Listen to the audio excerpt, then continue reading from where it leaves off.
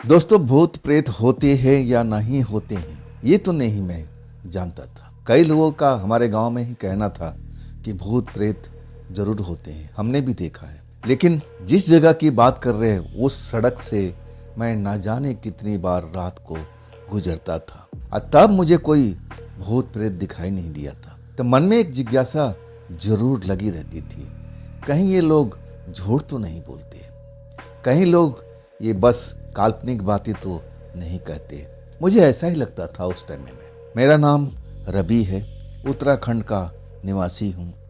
अब मेरी उम्र उस टाइम में लगभग 25 साल के आसपास हो गई थी। मैं दो भाई, मेरे से एक छोटा भाई और एक मेरे से बड़ी बहन, मेरे माता पिता, बस इतना ही हमारा परिवार था। मेरी बड़ी बहन का शादी हो चुका था, बस हम घर में दो अपने भाई रहा करते थे और मेरे मम्मी और पापा। मेरी दुनिया जो थी ना, बहुत ही खुशहाल परिवार था मेरा। मैं उस दुनिया में अपने आप को खुश महसूस किया करता था। मेरे पिता भी खेती गृहस्थी का काम करते थे, मेरी माँ घर बार को संभालती थी।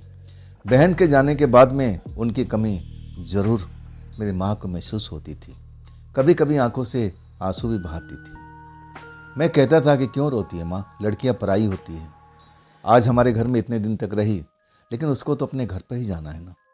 माँ को समझाता रहता था और तब वो हंस देती थी और कहती थी कि तू मेरे लिए कोई बहू ला दे जिससे मेरा दिल लगा रहेगा। और तब मैं शर्मा जाता था, मैं बोल ही नहीं पाता था। लेकिन मेरी भी उम्र हो गई थी। मन ही मन मेरी माँ मेरे लिए कोई लड़की का तलाश कर रही थी और उसी टाइम ये भयानक हादसा मेरे घर में हो गया था। मेरा जो छोटा भाई था साइकिल लेके कहीं जा रहा था मेन रोड पर और किसी गाड़ी से उसको चोट लग जाती है। जान तो बच जाती है, लेकिन बहुत बुरा कंडीशन हो जाता है। अब हम लोग का परिवार पर जैसे दुख की घड़ी आ चुकी थी।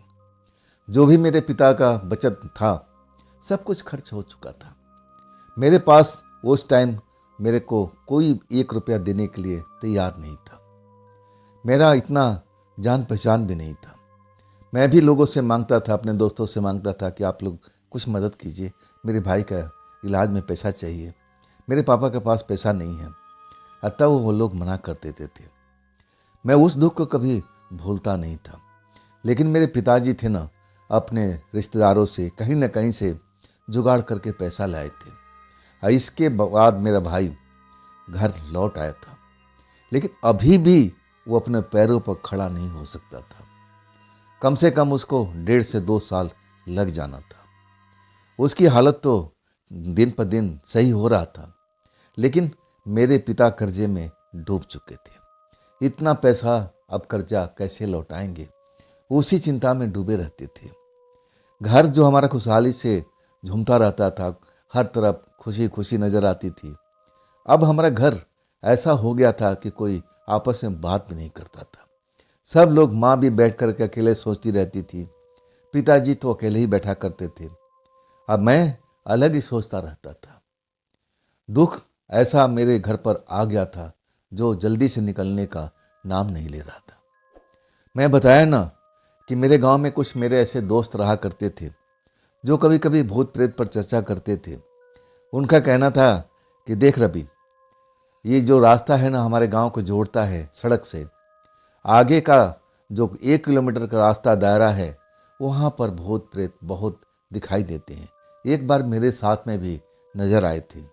एक औरत, बूढ़ी औरत मुझे चलती हुई नजर आई थी, जिसका पैर हवा में था, मतलब पैर नजर नहीं आ रहा था, बूढ़ी औरत हवा में तैर रही थी। लेकिन मैं उनकी बात को ज़्यादा महत्व देता नहीं था। लेकिन अब मैं क्या करूं, आखिरकार मैं पिताजी का मदद करने का ठान लिया था और इसके बाद मैं काम पर लग जाता हूं अपने दोस्तों को मदद के द्वारा। उस दोस्त की सहायता से मैं काम पर लगा था शहर में, लेकिन आने जाने में बहुत ही समस्या होती थी। गांव से मुझे पैदल जाना पड़ता था, कभी कभी गांव के मोटरसाइकिल जो लड़के लेके जाते थे उनसे लिफ्ट ले लेता था। लेकिन आने के टाइम में बहुत बड़ी समस्या हो जाती थी। मेरा बस मेन रोड पर उतारता था और उसके बाद रात हो जाती थी। कभी रात को 9 बज जाता था और कभी 10 बज जाता था। मैं पैदल ही चलता था। कभी कभी महीना में 2 दिन 3 दिन कोई सवारी मिल जाती थी। कोई गांव के लड़का कोई शहर से लौट रहा होता, उसकी बाइक पर हम बैठ जाते थे। लेकिन ज़्यादातर जो रात का मेरा सफ़र होता था, मेन रोड से मेरे गांव तक पैदल ही हुआ करता था। कुछ महीना तक तो हमारे घर में शांति जरूर रही थी। जब मेरे भाई लौट के आया था और उसके बाद जिसने भी कर्जा दिया था ना, तगादा करना शुरू कर दिया था। मेरे पिताजी पर दबाव बनाने लगे थे। अब मेरे पास में मेरे घर था और कुछ ज़मीन थी। सबकी नज़र मेरे ज़मीन पर लगी हुई थी।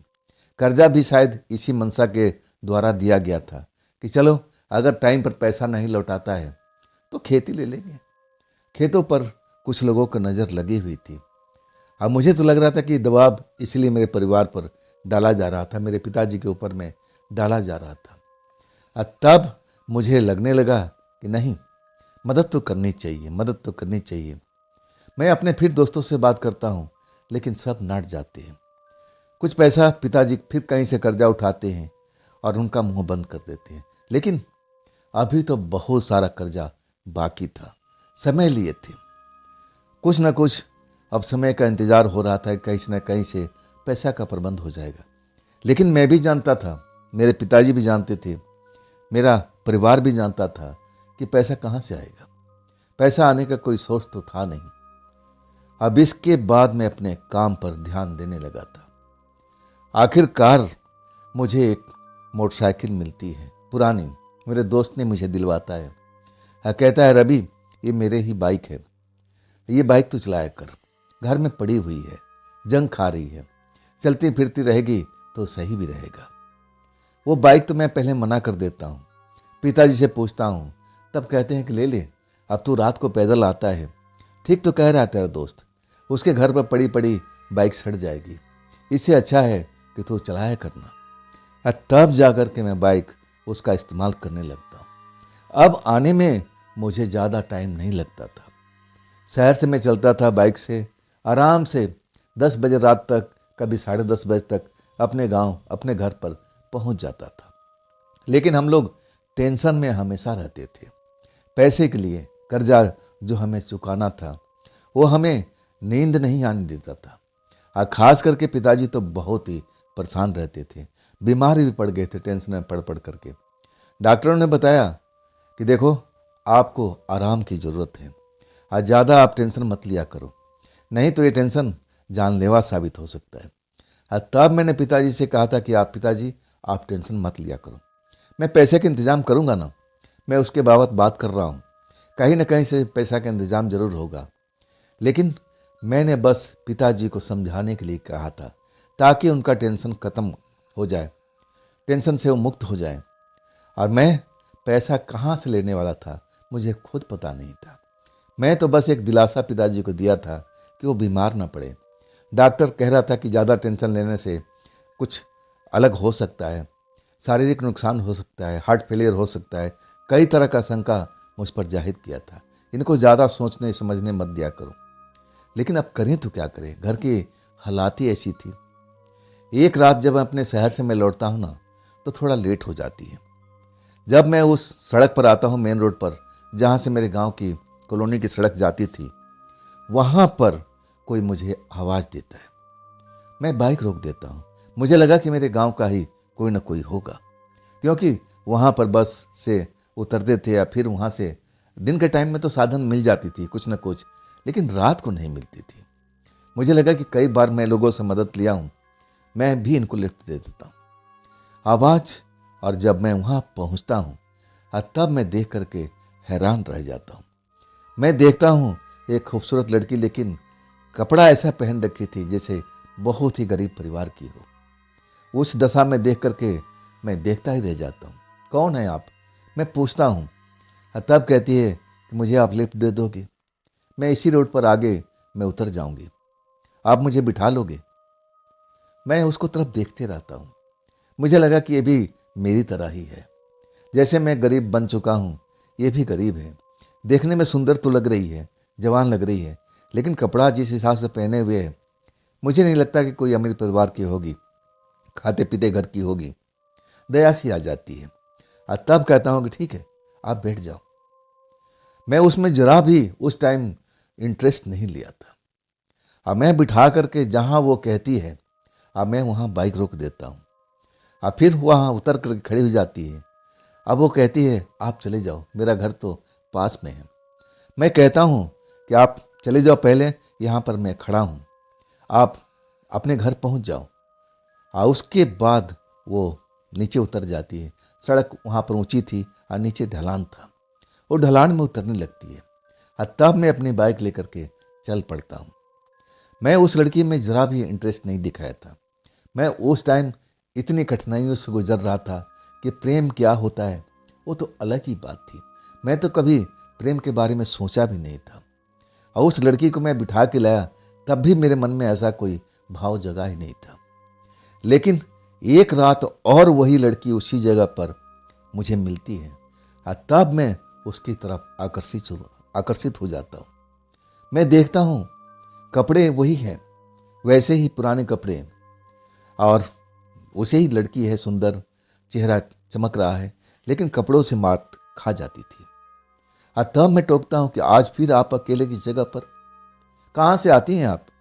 और फिर आप दूसरी बार मुझे मिली हैं, कहाँ गई थी आप? मैं कई सवाल उस लड़की से पूछ बैठता हूँ। और तब कहती है कि मैं गरीब परिवार से हूँ, काम की तलाश में गई थी, अब मैं लौट के आ रही हूँ। अब काम ना करें तो घर का कैसे काम चलेगा? मुझे लगा कि ये भी मेरी तरह से है। और तब मैं उसके बारे में जानकारी लेने लगता हूँ। अपने बारे में बताती है कि घर में मेरी बूढ़ी माँ है, एक छोटा भाई है। अगर मैं काम नहीं करूँगी तो उनका रोटी पानी कैसे चलेगा? काम तो करना ही पड़ेगा ना। और तब मैं कहता हूँ कि देखिए, रात का सफ़र ठीक नहीं है, आप दिन में ऐसा कोई काम कीजिए ना। रात में लड़कियों को घर से बाहर निकलना सुरक्षित नहीं है। जमाना तो देख रही है ना कितना खराब है। मैं नसीहत देता हूँ अपना ही समझ करके। वो लड़की कहती है कि मेरी मजबूरी है, अगर मैं रात को काम से लौटूंगी नहीं तो फिर मैं रहूंगी कहाँ?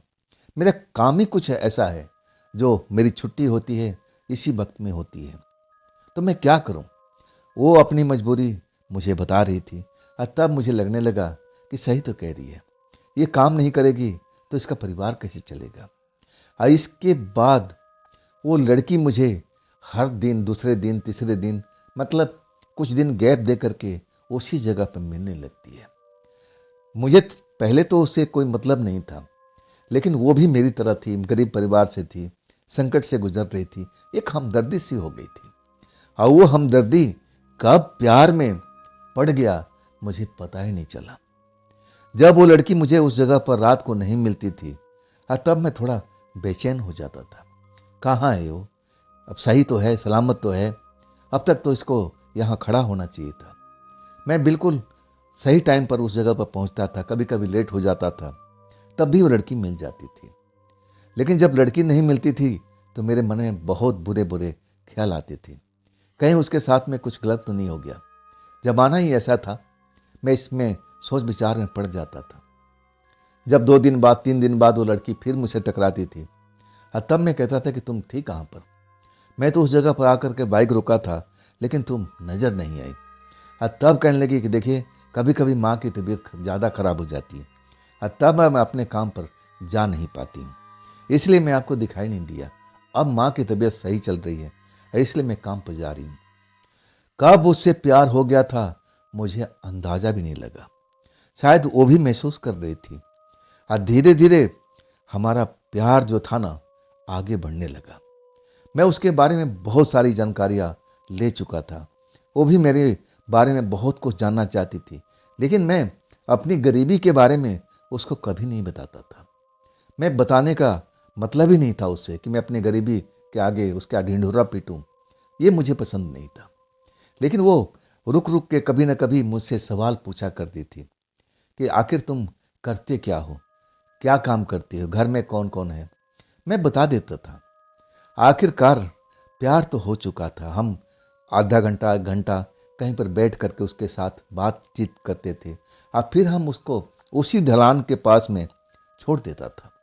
कई बार उससे कहता था कि चलो मैं तुम्हारे घर तक छोड़ के आ जाऊं, तब वो मना कर देती कि नहीं नहीं, लोग बाग ना जाने क्या समझेंगे, अच्छा नहीं है, चलो हमारा प्यार तो ऐसे चल रहा ना, हम मिल तो रहे हैं ना।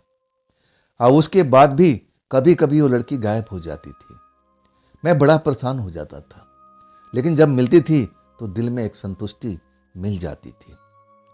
अब मैं उस टाइम में बहुत संकट से गुजर रहा था। मैं आगे आपको बताया था ना, मैं वादा तो किया था पिताजी से कि मैं सारा पैसे का प्रबंध करूंगा, बातचीत चल रही है, कहीं ना कहीं से पैसा मुझे मिल जाएगा।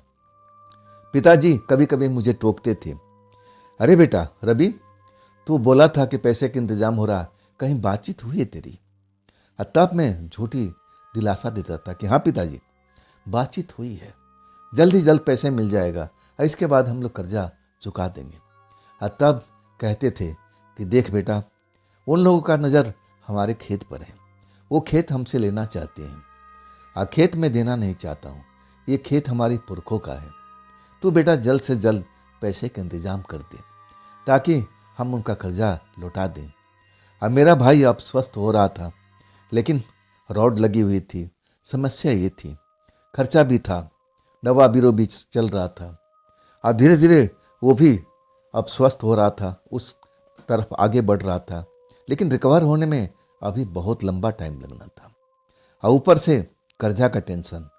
मेरा तो कभी कभी मन ऐसा हो जाता था कि मैं क्या करूं, ऐसी जगह चला जाऊं जहां पर मुझे कोई जानने वाला ना हो।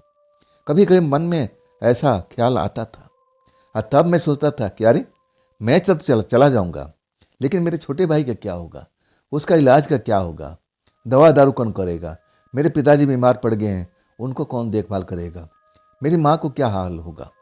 यही सोच करके मैं उस ख्याल अपने मन से टाल देता था। और ऐसे ही एक रात मैं उस लड़की से मिलता हूँ, मेरे चेहरे पर उदासी होती है, और तब लड़की कहती है, रवि बात क्या है, इतना परेशान क्यों दिख रहे हो, कोई समस्या हो तो शेयर करो ना, शेयर करने से मन हल्का हो जाता है। मैंने भी तो अपने घर की बात सबको आपको सब मैंने बताई, कोई बात मैंने छिपाया नहीं, तो तुम भी अपनी बात को अब अपने दिमाग में मत रखो, मेरे सामने रखो, इससे तुम्हारा मन बिल्कुल शांत हो जाएगा। हो सकता है कि हम दोनों मिलकर के कुछ उस समस्या का समाधान कर देंगे। अकेले घुटने से अच्छा है कि उस चीज़ को मेरे आगे रखो। लेकिन मैं उस लड़की को कैसे बताता, मैंने उसको कभी शो अप होने नहीं दिया कि मैं गरीब बन चुका हूँ, गरीब परिवार से हूँ। उसकी नज़र में तो अच्छे खाती घर का मैं लड़का था, मेरे पास में हर सुविधा थी। मैं कैसे बताता कि मेरे साथ में ऐसे वैसी अब कर्जा का चल रहा है, मैं कैसे किस मुँह से बोलता। लेकिन जब बार बार बोलने लगी ना, तब मैं अपने आप को रोक नहीं पाया, पूरी कहानी उसके सामने रख दी। तब वो शौक हो गई थी, कहने लगी, इतनी बड़ी समस्या है, तुमने मुझे जिक्र तक नहीं किया, मतलब तुम मेरे से सच्चा प्यार नहीं करते हो ना रवि। तब मैं कहने लगा, ऐसी बात नहीं है, मैं तुम्हें ये सब बातें बता करके तुम्हारे दिमाग पर बोझ नहीं डालना चाहता। मैं जानता हूँ कि तुम भी गरीब परिवार से हो जैसे मैं हूँ, ये बातें बता करके मैं तुम्हारे दिमाग पर अब अलग से कोई बोझ नहीं डालना चाहता था। मैं उसको समझाने लगा, लेकिन वो अब मुझे कोस रही थी, बोल रही थी कि तुम मुझे अपना दोस्त नहीं समझते ना, मैं तुमसे प्रेम करती हूँ, प्रेमी प्रेमिका के बीच में ऐसी कोई दूरी होनी नहीं चाहिए। बात तो सही कर रही थी, लेकिन उस टाइम तक मैं अपने आप को छुपा कर रखा था।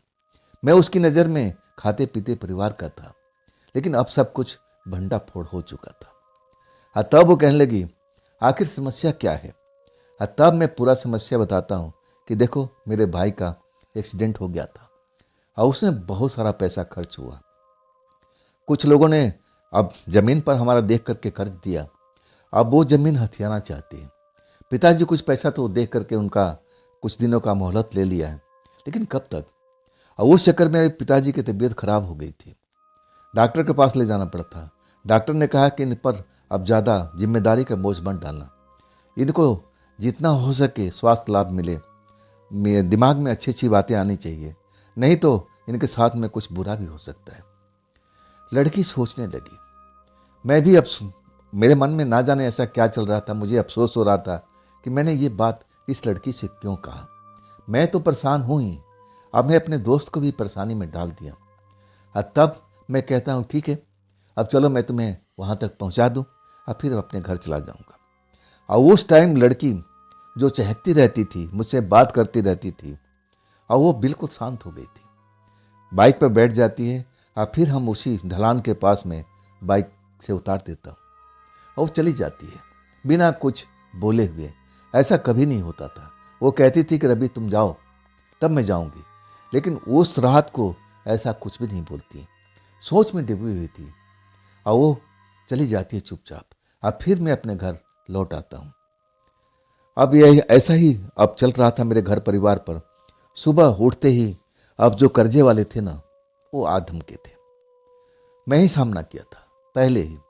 वो पूछ रहे थे तुम्हारे पिताजी कहाँ हैं, और तब मैं कहता हूँ कि पिताजी की तबीयत खराब चल रही है, जो भी बात करना है आप मेरे से बात कीजिए। कहते हैं बात क्या करना है, अब टाइम हो गया है, पैसा लौटा दो, या नहीं तो खेत हमें दे दो, बस दो ही काम हो सकता है। तुम्हारे जो पिताजी ने टाइम लिया था, मोहलत लिया था, वो मोहलत पूरा हो चुका है। मेरे मुंह से तो कुछ शब्द नहीं निकल पाया, मेरे आंखों से आंसू टपकने वाला था। और तब वो मुझ पर भड़क उठते हैं और कहते हैं देखो, रोने देने से कुछ नहीं होने वाला, पैसे के मामला है, अपने पिताजी को सामने ले आओ, मैं उनसे बात करना चाहता हूँ। मैं जानता हूँ कि तुम्हारे पास में पैसा नहीं है और ना तुम लोग इंतजाम कर पाओगे, इससे बढ़िया है टेंशन में रहने से क्या फ़ायदा। जो ज़मीन है हमें दे दो और कर्जे से तुम भी मुक्ति पाओ और हम भी अपना काम करें। मैं अब उनसे मोहलत मांगने लगता हूँ कि बस 1 महीने का मुझे मोहलत दे दीजिए, 1 महीने के बाद मैं आपका पैसा लौटा दूंगा। लेकिन कहाँ से, मोहलत तो मैं मांग रहा था, लेकिन मेरे दिमाग में चल रहा था कि आखिर में 1 महीना बीतते ज़्यादा टाइम नहीं लगेगा। लेकिन वो लोग मानने को तैयार नहीं थे। वो मुझ पर भड़क रहे थे कि अपने पिताजी को बुलाओ, अपने पिताजी को बुलाओ, हम उनसे बात करेंगे, हम उनसे बात करेंगे। और तब मैं कहता हूँ भैया ऐसा है, पिताजी की तबीयत बहुत ज़्यादा ख़राब चल रही है, डॉक्टर ने कहा है कि उनको ऐसा कुछ अब दिमाग में बैठना नहीं चाहिए। मैं सब कुछ समझाता हूँ, लेकिन वो लोग समझते नहीं हैं। और तब मैं कहता हूँ भैया 1 महीने के लिए मोहलत, मैं आपसे आखिरी बार मोहलत मांग रहा हूँ, पैसा आपको मिल जाएगा, बस 1 महीने के अंदर में। इसके बाद वो लोग चले जाते हैं धमकाते हुए, देखो 1 महीने हम इंतज़ार कर लेंगे, कोई बड़ी बात नहीं है, लेकिन मुझे पता है कि तुम्हारे पास पैसा नहीं है, तुम इतना सारा पैसा कहाँ से लाओगे। बात तो बिल्कुल सही थी, इतना सारा पैसा हम कहाँ से लाएंगे। और तब मुझे लगने लगा कि अब खेत तो हाथ से गया। खेत हमारे पूर्वजों की थी, अब मेरे पिताजी उस खेत से बहुत लगाव था, प्यार था, किस्म किस्म का सब्जी उसमें उगाया करते थे, फसल उगाया करते थे। खेत को अब एक तरह से उनकी कर्म भूमि थी, और उनके हाथ से निकल जाए ये मुझे भी बर्दाश्त नहीं था।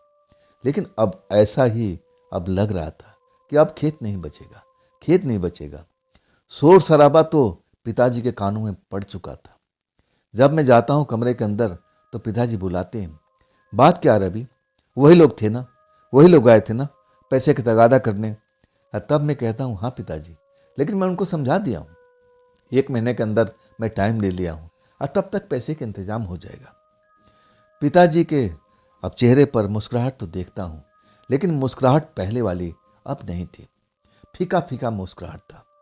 शायद वो भी मुझ पर डाउट कर रहे थे कि क्या मैं इतना सारा पैसा कहाँ से लेके आऊँगा। उनको भी समझ में आ रहा था, लेकिन मैं उनको ऐसा कुछ बताने वाला नहीं था कि मेरे पास में पैसा नहीं है, नहीं तो उनकी तबीयत बिगड़ जाती। इसके बाद मैं अपने काम पर निकल जाता हूँ। सारा दिन ऑफिस में अपने दोस्तों से, अपने बॉस से, मैनेजर से अब मदद करने के लिए करता हूँ। लेकिन कहते हैं भाई इतना पैसा एडवांस में कहाँ से मिल सकता है। अरे एडवांस में आधी सैलरी हम दे सकते हैं, इससे ज़्यादा हमारी कैपेसिटी नहीं है, ना हम किसी को इतना पैसा देते हैं, ये तो लाखों रुपए का मामला है, हम नहीं देंगे भाई, तुम कोई और इंतज़ाम कर लो। तब मैं टूट गया था। मेरे सपने जो थे, मुझे लगा था कि मेरे ऑफिस वाले, मेरे बॉस ज़रूर मेरी दुख दर्द समझेंगे, ये जो दुख भरी कहानी है वो ये सुन करके अब मुझे मदद करेंगे। लेकिन सपना मेरा टूट जाता है। इसके बाद मुझे कुछ भी अच्छा नहीं लगता है। ऑफिस में काम करता हूँ लेकिन मैं अपने होश में नहीं रहता हूँ। मेरे बगल में मेरे यार दोस्त मुझसे कहते हैं कि रवि क्या हुआ है, आज तेरे काम में दिल नहीं लग रहा है। मैं कहने लगा कि भाई एक ही समस्या है, समस्या है पैसे का, पैसे का इंतजाम नहीं हो पा रहा है। इसके बाद ऑफिस ख़त्म होती है, मैं अपने घर की तरफ लौटता हूँ। रात का वही 9 बज जाता है। जब मैं उस मोड़ से मैं ऐसा था कि मैं उस लड़की को भी भूल जाता हूँ। उस रात में जब निकलता हूँ ना, वो लड़की मेरा इंतज़ार करती थी, लेकिन मैं उसको भी भूल जाता हूँ। बाइक लेकर के आगे निकलने लगता हूँ, तब लड़की की आवाज़ खनकती हुई मेरे कानों में पड़ती है, रवि रवि मुझे लेके नहीं जाओगे क्या, रुको रुको रवि। तब मुझे ध्यान आता है कि अरे मैं अपनी प्रेमिका से नहीं मिला, वो तो यहीं इंतज़ार कर रही होती। तब मैं बाइक रोकता हूँ, मोड़ता हूँ और फिर उसके पास पहुँचता हूँ, उसको बिठाता हूँ। तब कहती है तुम्हारा ध्यान कहाँ था रवि, तुमने मुझे देखा नहीं। तब मैं कहने लगा कि नहीं, बुरा मत मानना, मेरे मन में ऐसी ऐसी बातें चल रही थी, पैसे का इंतजाम नहीं हो पाया, और वो जो कर्जे वाले हैं सुबह सुबह मेरे घर पर धमक आए थे। मुझे 1 महीना का बड़ा मुश्किल से टाइम मिला है, मैं क्या करूं। मुझे उम्मीद थी कि कुछ हमारे बॉस कुछ पैसा दे देंगे ताकि मैं उनका मुंह बंद कर सकूं, लेकिन वो भी मना कर दिए। अब मैं क्या करूं। मेरी प्रेमिका कहती है तुम टेंशन क्यों लेते हो, मैं सोच रही हूँ ना, हम ये दुख दर्द है तुम्हारा मिल बांट लेंगे, चिंता मत करो। इसके बाद हम एक पेड़ के पास में अपना बाइक खड़ा करते थे, वहाँ पर बैठ करके बातचीत किया करते थे। हम दोनों बैठ जाते हैं। कहती है देखो, जब से तुमने बोला है ना, मैं भी सोच रही हूँ कि इतना पैसा कहाँ से इंतज़ाम किया जाए। मैं बहुत कोशिश किया लेकिन इंतज़ाम नहीं हो पा रहा है। लेकिन हाँ, एक चीज़ है जो मैं इंतज़ाम कर सकती हूँ, लेकिन थोड़ा मुझे वक्त दो। वो वक्त मांगती है और तब मैं उसकी तरफ चौंक के देखता हूँ। तुम्हारे पास इतना पैसा कहाँ से आएगा, तुम्हें कौन कर्जा देगा। जब मुझे कर्जा नहीं मिल रहा है तो तुम जैसी लड़की को अब कर्जा कौन देगा भाई, इतना सारा कर्जा नहीं, तुमसे नहीं हो पाएगा, तुम बेकार चेष्टा करती हो। तब कहती है मैं कर रही हूँ ना, देखते हैं क्या होता है। अब इस तरह कम से कम 7-8 दिन निकल जाता है। बीच में एक आध दिन लड़की फिर गायब हो जाती है। उसका वही बहाना था कि घर में मेरी माँ का तबीयत खराब रहता है ना, इसलिए कभी कभी मुझे घर पर रुकना पड़ जाता है, मैं काम पर जा नहीं पाती हूँ। हफ्ता दिन के बाद वो लड़की मुझे फिर उसी जगह पर मिलती है। वो मुझे आवाज़ देती है, रवि रवि रुको रुको रुको। मैं तो देख लिया था, पहले ही देख लिया था, मैं तो उसी के पास जा रहा था। मैं बाइक रोकता हूँ, दौड़ के आती है, बाइक पर सवार होती है, फिर हम उसी जगह पर चल पड़ते हैं। पेड़ के पास में बाइक खड़ा करते हैं, एक स्थान पर बैठकर जैसा हम बातचीत किया करते थे फिर बातचीत करना शुरू कर देते हैं। लड़की अब प्रेम की बातें नहीं हो रही थी, हम दोनों में प्रेम संबंधी बातें खत्म हो चुकी थी। वो लड़की अब जो मैंने बताया था पैसे के चक्कर में, और उस चक्कर में लगी रहती थी। मुझे मिलते ही कहने लगी तुम चिंता मत करो, मैं कुछ ऐसा सोच लिया है, वो जल्दी पूरा होगा। तब मैं कहता हूँ कि ऐसा क्या सोच लिया है, वो जल्दी कैसे पूरा हो गया, क्या करने वाली हो तुम, कहीं चोरी चकारी का इरादा तो नहीं तुम्हारा। तब हंसते कि नहीं, चोरी चकारी का इरादा नहीं है। तब कहती है कि 2 दिन के बाद मैं तुम्हें बताऊंगी कि करना क्या है, मैं अभी उस चीज़ को ढूंढ रही हूँ, जब वो चीज़ मुझे नज़र आ जाएगा तब मैं तुम्हारे साथ में अब उस जगह पर लेके चलूँगी, फिर इंतज़ाम हो जाएगा, तुम टेंशन मत करो। अभी तुम्हारे पास में टाइम है ना। टाइम तो ज़रूर था, लेकिन टाइम धीरे धीरे कम ही तो हो रहा था। हफ्ता दिन गुजर गया था और समय जाते कितना टाइम लगता है। इधर जो मेरे घर में पापा हैं, मेरे पिताजी हैं, वो भी मुझसे पूछा करते थे कि बेटे बात बनी कुछ। तब मैं कहता था कि हाँ पिताजी बात बन गई है। मैं झूठा दिलासा देता था। माँ मेरी बात को सुना करती थी, और फिर मुझे अकेले में बुला कर कहती है पैसा, इतना सारा पैसा कहाँ से लाएगा तू, अपने पिताजी से झूठा वादा कर रहा ना। मैं तो कहती हूँ कि तुम लोग इस झंझट में मत पड़ो, अरे खेत है ना, जाने दो, निकल जाने दो, जब तुम कमाओगे ना तो इससे बड़ा खेत ले लेना, अब तुम्हारे पास में कौन सा रास्ता है बेटा। माँ मुझे समझाया करती थी, लेकिन मैं कहता था कि नहीं माँ, ऐसा मैं होने नहीं दूंगा। ये जो खेत है ना, मेरे पिताजी को बहुत ही दिल के पास में है। अब पिताजी कहना है ये हमारा खेत पूर्वजों का है, इस खेत को हम खोएंगे नहीं। पिताजी को मैं समझता था, खेत से बहुत मोहब्बत करते थे और उसको खोना नहीं चाहते थे। मैं माँ को समझाता हूँ कि तुम टेंशन क्यों करती हो, अभी हमारे पास वक्त है ना, थोड़ा ही है, लेकिन है ना, देखते हैं कुछ ना कुछ तो जरूर होगा।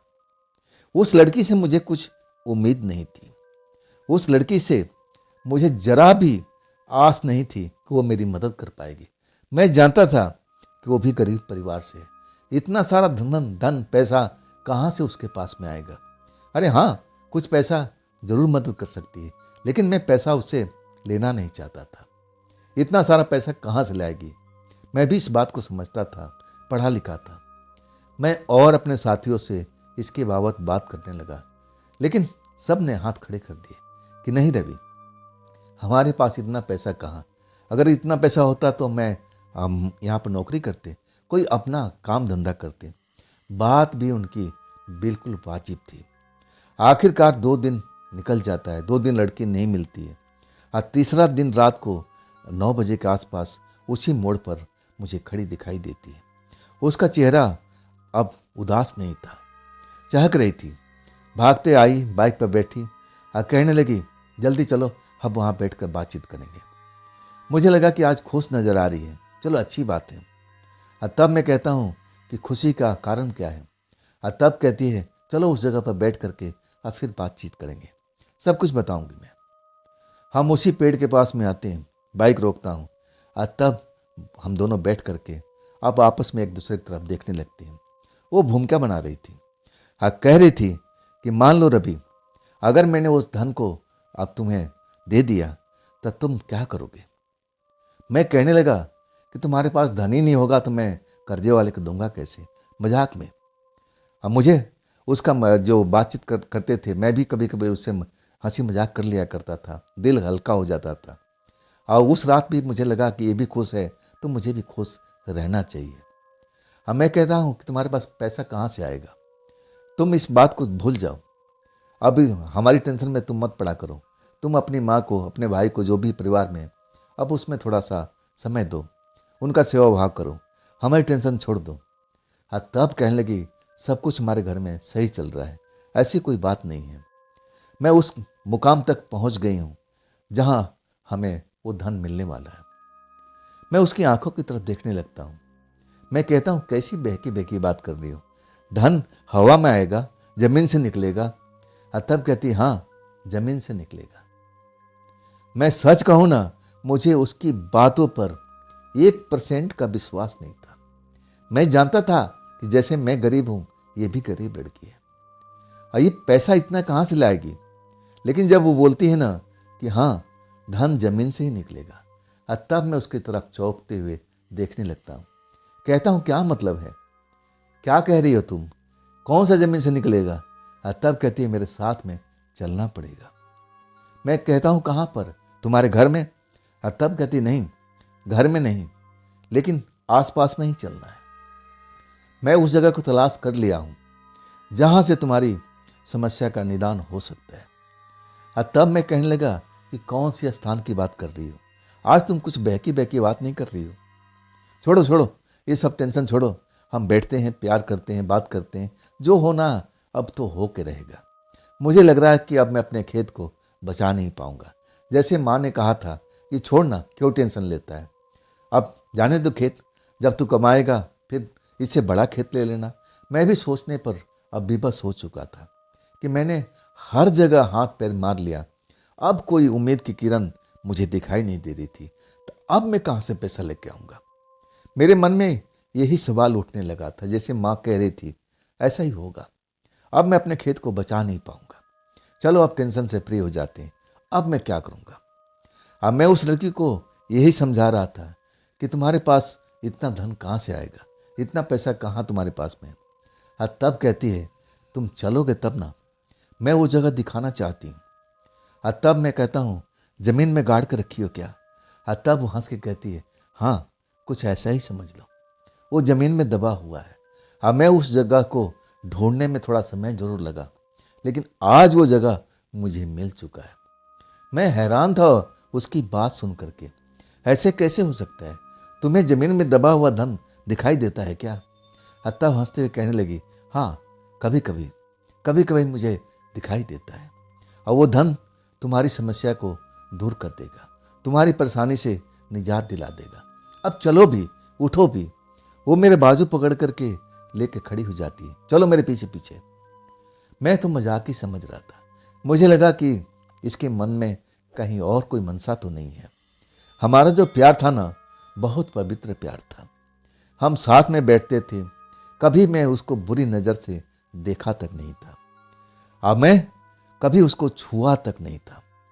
मेरा जो प्यार था ना, अलग किस्म का था। मैं ऐसे इंसान में नहीं था कि लड़की देखी लिपट गए, ऐसा मैं बिल्कुल नहीं था। अब मैं ऐसा ही प्यार उसे कर रहा था, वो भी ऐसे ही थी। हम दोनों मर्यादा में रह करके आपस में मिलते थे, हंसी मजाक करते थे, दिन दुनिया की बातें करते थे। वो पहली बार मेरी कलाई पकड़ी थी। अब मुझे तो शरीर में झटका सा लगा था। ऐसा लगा था कि शरीर में हल्का फुल्का करंट दौड़ने लगा हो। ये अनुभूति थी। मुझे लगा कि ये प्यार की अनुभूति है, ऐसा कुछ नहीं है। आप फिर ना चाहते हुए भी मैं उसके पीछे पीछे चल पड़ता हूँ। वो ढलान से नीचे उतरती है, मैं भी ढलान से नीचे उतरता हूँ, बगीचों की तरफ चलने लगती है। और तब मैं कहता हूँ मजाकी में, कौन सा पेड़ के नीचे खजाना दबा हुआ है, और भी खजाना ढूंढो ना, मुझे खजाना खोदना बहुत अच्छा लगता है। और तब कहती है, फिलहाल तो एक ही खजाना है, उसी खजाने को तुम खोद के निकालो, और तब मैं जानूं। आखिरकार एक खुली जगह पे ले जाती है, जहाँ पर पेड़ तो थे आसपास में, लेकिन बीच में वो जगह खाली थी। और वो कहती है, ये वो जगह है, यहाँ पर तुम्हारी समस्या का निदान हो सकता है। अगर तुम इसको खुदाई करो तो ज़रूर तुम्हारी मदद हो सकती है। मैं कहने लगता हूँ कि क्या मजाक कर रही हो यार, ये देख रही हो ज़मीन पत्थर का माफिक हुआ पड़ा है, और यहाँ पर तो पेड़ भी नहीं उगा हुआ है, कंक्रीट सा ये दिख रहा है, और तुम कह रही है इस जगह खुदाई करो, मैं हाथों से खुदाई करूँगा। और तब कहती, नहीं, मैं कहाँ कह रही हूँ हाथों से खुदाई, औजार लेके आओ, और ये रात को ये काम करना होगा। तुम जाओ और अपने घर से औजार लेके आओ खुदाई करने का। अगर मेरे घर में होता तो मैं तुम्हें ज़रूर देती। अब चलो भी, जगह मैंने दिखा दिया, और यहाँ पर वो चीज़ दबा हुआ है जो तुम्हारी पूरी तरह से सहायता कर सकता है। मुझे यकीन तो नहीं था, विश्वास तो नहीं था। मैं विश्वास करता भी कैसे? वो मेरी प्रेमिका थी, और उसको गड़ा हुआ धन कैसे दिखाई देने लगा? कमाल की बात थी। मैं कहने लगा, देखो मजाक तो बहुत हो चुका है, अब इसी मजाक को ख़त्म करते हैं। चलो हम, अब देखो रात भी ज़्यादा हो गई है, तुम अपने घर जाओ और मैं भी अपने घर जाता हूँ, फिर हम कल मिलेंगे। तब कहती है, देखो अगर ये रात निकल गई ना, फिर इस खजाने तक हम पहुँच नहीं पाएंगे, खजाना गायब हो जाएगा, खजाना मिलेगा नहीं। मैं सोच में पड़ गया था। मुझे तो लग रहा है कि लड़की झूठ बोल रही है। ऐसा कहाँ होता है भाई? किसी इंसान को खजाना कैसे दिखता है जो ज़मीन के अंदर दबा हुआ है? और तब कहते, देखो ज़्यादा नीचे नहीं है, तुम थोड़ा सा मेहनत करोगे ना, हमें मानती हूँ ये ज़मीन पत्थर है, लेकिन पहले नहीं था। पहले ये जगह बहुत ही मुलायम थी। मैं उसकी आंखों की तरफ देखने लगा। क्या मतलब, क्या कहना चाहती हो? और तब कहती है, हाँ, ये जगह इतनी अब हार्ड नहीं था, मैं इस जगह को अपने हाथों से खोद दिया था, और तब ये जगह गीला था, मुलायम था, और मैं आराम से उस खजाने को इस जगह पर दबा दिया था। सच कहूँ ना, एक पल तो लगा कि मैं खिलखिला के हंसूं, और दूसरी बार मुझे उस लड़की पर गुस्सा आ रहा था। मैं कहने लगा, तुम पागल हो गई हो? क्या कहना चाहती हो कि अपना ही घर का खजाना तुम इस जगह पर दबा दिया हो? और तब कहती, नहीं नहीं, तुम समझे नहीं, मेरे घर का नहीं, सिर्फ मेरा था, इसमें मेरा सारा जेवर था, मैं अपना सारा जेवर इस जगह पर हिफाजत से दबा दिया था। मैं उस लड़की की तरफ देखता हूँ, ये लड़की पागल हो गई क्या? कोई इस जगह पर, ऐसी जगह पर अपना जेवर कोई दबाता है? घर में सुरक्षित जगह नहीं है क्या? ये जरूर लड़की पागल हो गई।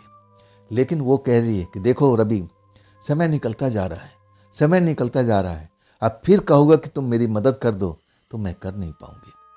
अभी भी तुम्हारे पास वक्त है, चलो हम तुम्हारे साथ चलते हैं, तुम्हारे गांव तक चलते हैं। तुम कोई ना कोई औजार लेके आओ, इस जगह पर खुदाई करो। अब देखना मैं झूठ नहीं बोल रही हूँ। आखिरकार ऐसी लड़की मुझे पागल बना दिया था कि मैं पागलपन में आ चुका था।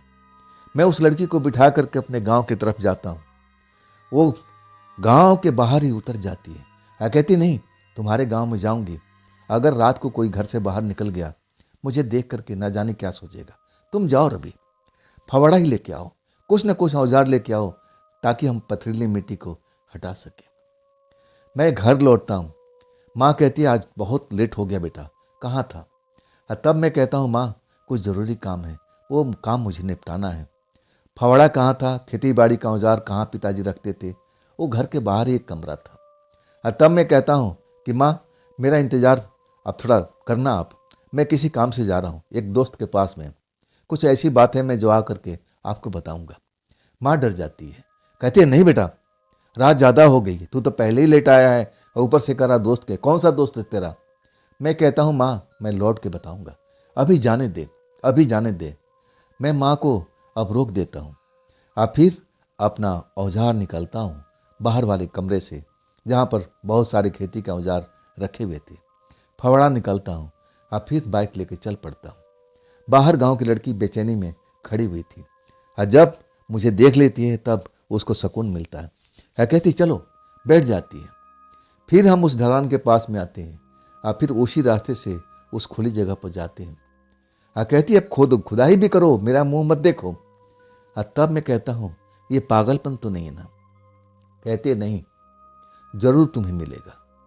मैं ही छुपाई थी, मुझे याद आ गया है कि मैंने कहाँ छुपाई थी, अब खुदाई भी तो करूं। अब इसके बाद मैं खुदाई करना शुरू कर देता हूं। वो लड़की दूर खड़ा होकर के सब कुछ देख रही है।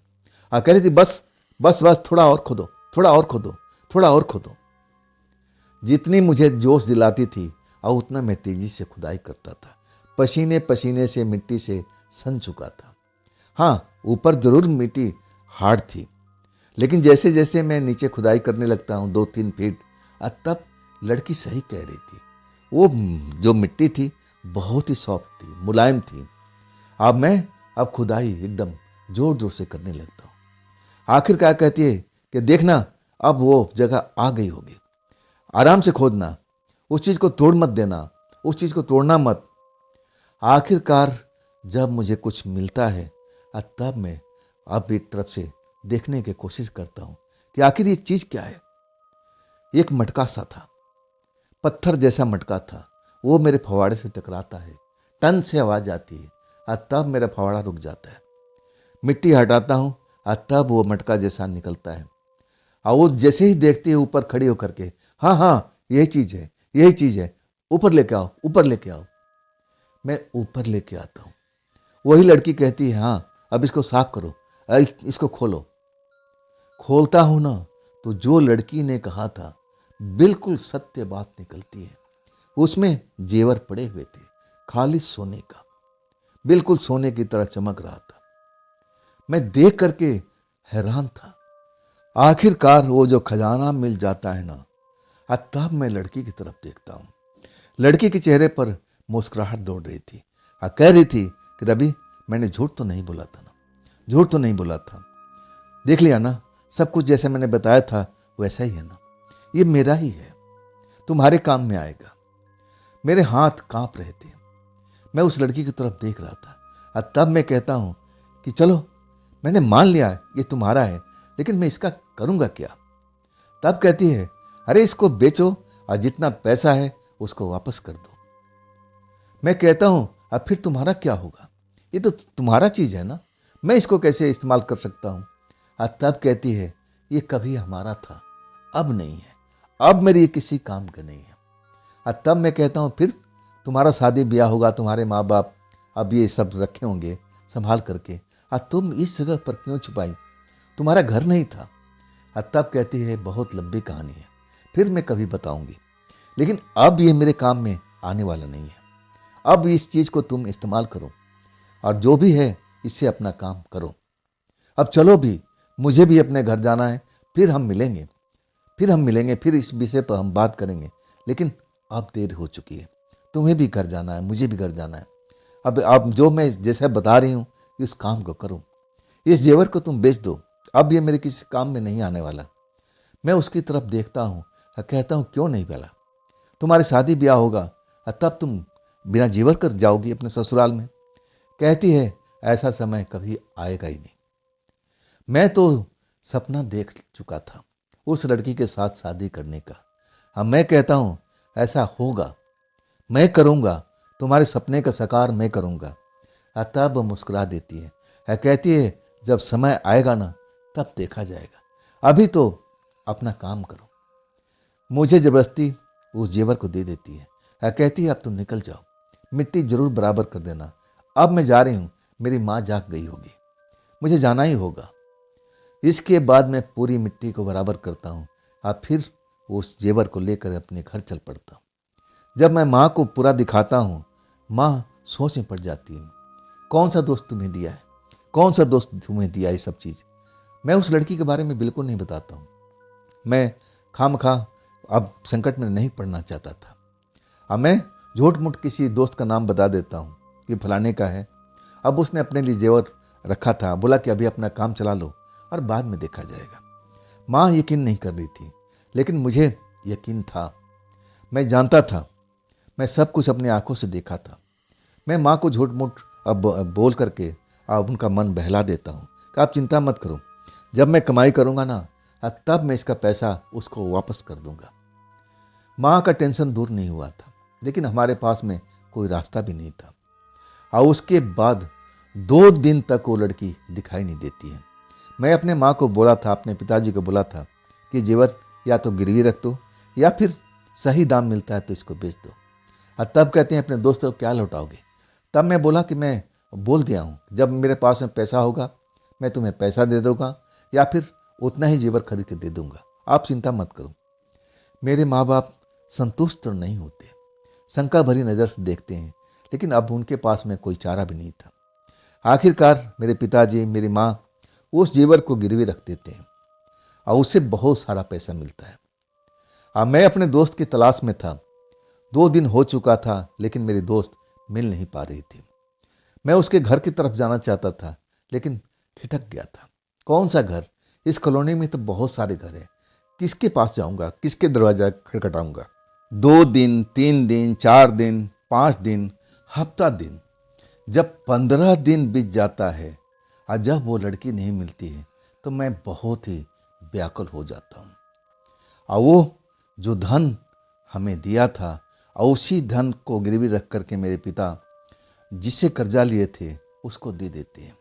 अब घर में अब पूरी तरह से शांति थी, मम्मी के चेहरे पर मुस्कुराहट थी, पापा भी उदास नहीं थे। आज जो मेरा भाई खाट पर लेटा रहता था वो भी मुस्कुराने लगता है, उसके चेहरे पर हमेशा संकट जैसा दिखाई देता था। वो भी घर के सदस्य था, उसको भी लगता था कि उसी की वजह से ये सब घटना घट रही है। वो चिंता में रहता था, मुझसे कई बार पूछता था कि भैया सचमुच में पैसे का इंतजाम हो जाएगा, ये सब मेरी वजह से हुआ है ना, ये सब मेरी वजह से हुआ ना भैया। और तब मैं उसको डांटता था, अरे पगले ये तो होनी है, ये किसी के साथ में हो सकती है, कल तेरे साथ हुई, अगर तेरे साथ नहीं हुई मेरे साथ भी हो सकता था। ये दुर्घटना है, ये तो घटनी ही थी, नियति थी। उस समय पर तुम्हें साइकिल लेकर के वहाँ पहुँचे, ये तो तुम्हारे साथ लिखा हुआ था, ये किसी के हाथ में नहीं। अपने आप को दोषी मत दे, अपने आप को दोषी करार मत दे। जब इतना टाइम निकल जाता है और वो लड़की को मैं देखता नहीं हूँ तो मन तो बेचैन होना था। इतना मेरे लिए उसने किया, आखिरकार गई कहाँ पर। मैं उससे मिलना चाहता था, शुक्रिया अदा करना चाहता था कि तुम्हारी वजह से ही हमारे घर में फिर खुशहाली लौट आई है, लेकिन वो दिखाई दे तब ना। मैं उस मोड़ पर बाइक लगा करके उसका इंतजार करता था, लेकिन वो नज़र नहीं आती थी। मेरे मन में बहुत तरह के ख्याल चलते थे, कहीं उसके माँ के साथ में कुछ बात तो नहीं बन गई है, शायद ऐसा ही होगा, मुझे जाना चाहिए। लेकिन मैं कौन सा घर में जाऊं, कभी कॉलोनी में मुझे लेके नहीं गई थी, अब मैं किससे जा कर के पूछूं। और मैं उस गांव में मतलब उस कॉलोनी में जाने का हिम्मत नहीं करता हूं। अगर लोग बाग पूछेंगे कि वो लड़की तुम्हारे रिश्ते में क्या लगती है तो मैं क्या बताऊंगा। नहीं नहीं, मैं इंतज़ार करता हूँ। जब मैं ड्यूटी से आता हूँ उस जगह पर खड़ा हो जाता हूँ और उसका इंतज़ार करता हूँ। आखिरकार पूरा महीना निकल जाता है। वो अंधेरी रात थी, मुझे अच्छी तरह से याद थी। और तब मैं अपने बाइक लेकर जब आता हूँ, अब मैं आदत के अनुसार वहाँ पर बाइक स्टैंड पर लगा देता हूँ। अब मैं इंतज़ार करने लगता हूँ, आएगी, ज़रूर आएगी। आज मेरे मन में ऐसे लग रहा था, ऐसा मेरे को ऐसा अनुभव हो रहा था कि आज मुझसे ज़रूर मिलेगी, आज मुझसे ज़रूर मिलेगी। ऐसा क्यों हो रहा था ये तो मुझे भी नहीं पता था। आखिरकार मेरी मन्नत पूरी हो चुकी थी। वो चहकती हुई मेरा नाम लेकर दौड़ती हुई आ रही थी, रवि रवि मैं इधर हूँ, इधर हूँ। तब मैं खुशी से भर जाता हूँ। अब बहुत सारा सवाल पूछता हूँ। हम दोनों मिलते हैं, मैं उससे पूछता हूँ कि तुम कहाँ थी इतने दिन तक, कहाँ गई थी। तब वो कहती है, रवि मैंने तुम्हें बताया था ना, मेरी माँ का तबीयत खराब रहती है। मैं सब कुछ तो तुम्हारे बारे में, अपने बारे में बताई ना तुम्हें याद नहीं है क्या। तब मैं कहता हूँ कि हाँ याद तो है। मैं तुम्हारे माँ से मिलना चाहता हूँ, मैं देखना चाहता हूँ तुम्हारा घर। मैं बहुत कोशिश किया था कि मैं तुम्हारे घर तक पहुँचूँ, लेकिन मैं तुम्हारा घर देखा ही नहीं। मैं कहाँ जाता इतने बड़े मोहल्ले में। तब कहती घर देखना है। मैं कहता हूँ हाँ, मुझे घर लेके चलो। मैं तुम्हारे माँ से मिलना चाहता हूँ, तुम्हारे परिवार से मिलना चाहता हूँ। अपने मन की इच्छा बताता हूँ कि देखो मैं तुमसे प्यार करता हूँ। हाँ, मेरी इच्छा है कि मैं तुमसे शादी करूँ। जब तक तुम्हारी माँ से नहीं मिलूँगा तो रिश्ता कैसे मांगूंगा, मुझे तो चलना ही पड़ेगा। वो मुस्कुरा देती है, कुछ बोलती नहीं है। कहती है फिर चलो, देर किस बात की है। बाइक पर बैठ जाती है, हम ढलान पर बाइक खड़ा कर देते हैं। इसके बाद कहती है चलो अब मेरे पीछे पीछे आओ, हम शॉर्टकट रास्ते से चलेंगे। अब मैं उसके पीछे पीछे भागता हूँ। मैं भी खुश होता हूँ कि चलो आज मेरी मन की मन्नत पूरी हो जाएगी, चलो आज। हाँ, मैं लगभग दौड़ते हुए उस लड़की के पीछे पीछे चल देता हूँ। आखिरकार वो गांव के कॉलोनी के पास में आ जाती है और ये स्टार्टिंग ही था। तब एक जगह पर आकर के रुक जाती है। जब मैं एक खंडहर जैसे घर के सामने में खड़ा हो जाता हूँ, तब मैं उससे सवाल पूछता हूँ कि चलो ना, अब रुक क्यों गई, चलो अपने घर पर ले चलो। तब कहती है आ तो गए, यही तो मेरा घर है। सच कहूँ ना, उस टाइम में हंस पड़ा था। कहाँ है तुम्हारा घर, ये तो खंडहर है। कहती है तुम्हारी नज़र में खंडहर है, मेरी नज़र में तो मेरा ही घर है। इसमें मेरे परिवार है, मेरी माँ मुझे आवाज़ दे रही है। क्या तुम्हें आवाज़ सुनाई नहीं दे रही है। मैं उस वक्त लगा कि मैं पागल हो जाऊंगा, मुझे ऐसा ही लगा। मैं कहता हूँ ये कैसा मजाक कर रही हो मेरे साथ में, ये खंडहर के पास में ले आई हो और तुम कह रही हो यही तो मेरा घर है। कहाँ है तुम्हारा घर, ये मजाक ठीक नहीं है।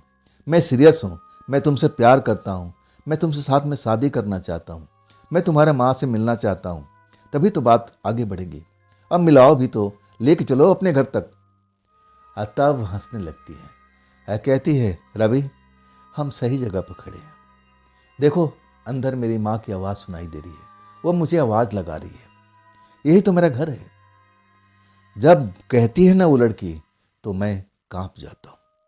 सही मामले में या तो वो पागल थी या मुझे पागल बना रही थी। मैं एकदम ऐसे उसकी तरफ देखने लगता हूँ जैसे मैंने क्या देख लिया हो।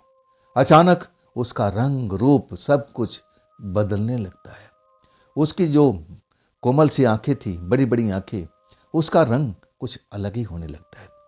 मेरे सामने देखते ही देखते वो लड़की अपने रंग रूप बदल देती है। कपड़ा लत्ता सब कुछ वही होता है, सिर्फ उसका चेहरे के भाव, आंखों का रंग बदल जाता है। और जब मैं देखता हूं ना, तो मेरे को तो सांप सूंघ जाता है, पूरा बदन कांपने लगता है डर से। तब कहती है अरे डरो मत, डरो मत। डर क्यों गए भाई, यही तो मेरा घर है, अंदर मेरी माँ है, चल के मेरी माँ से नहीं मिलोगे। सच कहूँ ना, मैं इतना कभी डरा नहीं था। मैं भूत प्रेत पर कभी यकीन करता ही नहीं था। मुझे तो लगता था कि भूत प्रेत होता ही नहीं। लेकिन जो मैं अपने सामने देख रहा था, जिस लड़की से मैं मोहब्बत करता था, मैं शादी करने का सपना देख रखा था, और वो मेरे सामने एक प्रेतात्मा के रूप में थी। हंस रही थी, मुस्कुरा रही थी और कह रही थी कि अब चलो भी हमारे घर में, मेरी माँ तुम्हारी इंतजार कर रही है, अब चल के मिल तो लो, रिश्ता तो मांग लो, मेरे हाथ तो मांग लो। और तब मुझे लगता है कि मैं चक्कर खा के गिर पड़ूंगा। मुझे सहारा देती है, पूरे बदन में झंझनाहट सी होने लगती है जब मुझे छूती है और कहती है, रवि यही है मेरी ज़िंदगी, यही है मेरी ज़िंदगी, यही है मेरा घर। मैं तुम्हारा दुख दर्द समझ करके तुम्हारी मदद करने आई थी। मेरे मन में तो बहुत सारे अब तुम्हारे लिए कुछ रखा हुआ था। मैं तो तुम्हारे साथ में खेल खेलना चाहती थी, मैं इस घर में तुम्हें लाना चाहती थी, मैं तुम्हारे साथ में कुछ बुरा बर्ताव करना चाहती थी, लेकिन मैं तुम्हारे भोलेपन देख करके मैं ये सब भूल गई थी। मैं तुम्हारे साथ में कोई बुरा बर्ताव नहीं कर सकी। मुझे आज भी अफसोस है। मैं तुम्हारे जो कठिनाई थी उसमें गुम हो गई थी। मुझे लगा कि नहीं, मैं हर एक के साथ में बुरा बर्ताव करती हूँ, लेकिन तुम्हारे साथ में नहीं। मैं तुम्हारी मदद करूँगी। मैं भी तुमसे प्रेम करने लगी, लेकिन मुझे मालूम था कि मैं एक प्रेतात्मा हूँ। मेरा कोई शरीर तो नहीं है। मैं जरूर आपस में हम प्रेम कर रहे हैं, लेकिन हम एक दूसरे से दूरी हैं। और तब मुझे सच्चाई का ज्ञान होता है। अब मुझे लगता है कि नहीं, इस खेल को ख़त्म करना चाहिए। और तब मैंने उस धन को प्राप्त करने का कोशिश किया और वो धन मेरा ही था। मैं सच कहूँ ना, उस जगह पर कांप रहा था। मुझे लग रहा था ये भयानक सपना है, भयानक सपना टूट जाएगा और सब कुछ सही होगा। लेकिन लड़की कहती है कि तुम समझोगे कि मैं प्रेतात्मा कैसे बनूं। बहुत साल पहले ये जो घर देख रहे हो ना, ये खंडहर तुम्हें दिख रहा ना, कभी ये घर हुआ करता था। बरसात हो रही थी, तगड़ी बरसात हो रही थी। हम पूरा परिवार इसी घर में थे। हम नींद में थे, हमें तो पता ही नहीं चला था कब घर हमारे ऊपर में गिर गया और सब कुछ तहस नहस हो चुका था। सच कहूँ ना कि मैं उसकी बात सुन करके इतना डर चुका था। मुझे लगा कि बस यहाँ से भाग लो, यहाँ से भाग लो। प्रेत आत्माएं किसी की होती नहीं है। जो मेरे गांव के लोग कहा करते थे, जो मेरे दोस्त थे कहा करते थे कि इस रोड पर प्रेत आत्माएं नजर आती हैं। क्या यही वो प्रेत आत्मा थी जो लोगों को नजर आती थी, लोगों को डराती थी, लोगों को तकलीफ देती थी? और वही प्रेत आत्मा आज मेरी मदद किया था, मुझे वो दुख से बाहर निकाला था। कुछ देर के लिए मैं उस जगह पर गिर जाता हूँ, फिर मुझे होश नहीं रहता है। और जब मुझे होश आता है ना, तो फिर मैं डरा हुआ होता हूँ। देखता हूँ वहाँ पर प्रेतात्मा थी ही नहीं। अब फिर मैं भागता हूँ, बाइक स्टार्ट करता हूँ, अपना घर की तरफ चल पड़ता हूँ। ये सारी बातें अपने माँ को बताने वाला था, लेकिन मेरा मन कहता है कि नहीं, ये बात किसी को बताने का लायक नहीं है, मेरा पूरा परिवार डर जाएगा। और वही मैं करता हूँ। लेकिन उसके बाद से वो प्रेतात्मा मुझे कभी दिखाई नहीं दिया। शायद एक अच्छा काम करके शायद उसको मुक्ति तो नहीं मिल गया, मुझे तो यही लगता है। लेकिन उस प्रेतात्मा को आज भी मैं याद करता हूँ, आज भी मैं उसको भूलता नहीं हूँ, जब वो मेरे बुरी वक्त में मेरी मदद किया था। अगर वो मदद नहीं करती तो शायद वो खेत, वो ज़मीन अब मेरा नहीं होता। तो दोस्तों, ये थी आज की कहानी रवि जी की। ये कैसी लगी आपको कमेंट में ज़रूर बताइएगा। हाँ दोस्तों, अगर आपके पास भी ऐसी कोई अपनी आप बीती है, अपनी कोई घटना है, अपनी कोई कहानी है, तो आप मुझे ज़रूर शेयर कीजिएगा। इंस्टाग्राम पर, मेरे व्हाट्सएप नंबर पर, मेरी मेल आईडी पर। दोस्तों, ये भी चैनल आप ही का है, इसको भी अपना प्यार दीजिए, लाइक कीजिए, सब्सक्राइब कीजिए, अपने दोस्तों को शेयर कीजिए और हाई वाले बटन को ज़रूर दबाइएगा। तो दोस्तों, फिर हम मिलते हैं इसी चैनल पर, इसी टाइम पर, कल की रात, एक नई घटना, एक नई कहानी के साथ में। आप लोग अपना ख्याल रखिएगा। नमस्कार।